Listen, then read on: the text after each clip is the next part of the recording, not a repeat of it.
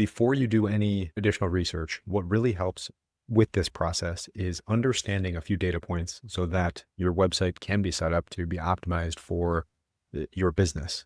And what I mean by that is understanding which processes you actually run in-house, which materials you stock or source, which part forms you make, which certifications you hold, your tolerance capability and the specs you can quote to, how you typically sell, is it per project quotes, production volumes, or both, which service areas you actually cover, and then any unusual capability worth its own page.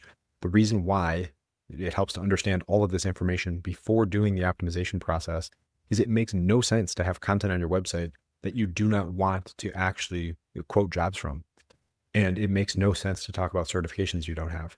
You want to make it so that it's very clear to humans, who are the ones who are making these quoting decisions, what it is you do and how you can help them. The content and the pages that we're going to set up and optimize are going to be related specifically to your business.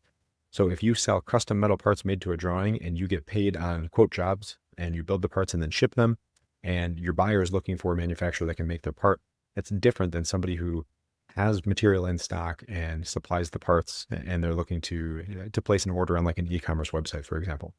So the key is just to understand some of these foundational points prior to optimizing the website, so it becomes very clear how to set up the content and how to optimize it. If you want the full strategy for how to build this out completely for your website, the first link in the description has everything you need. Complete keyword list, all recommended pages to build, and the content prompt I use. Plus, it's specific to metal fabrication. Hope it helps.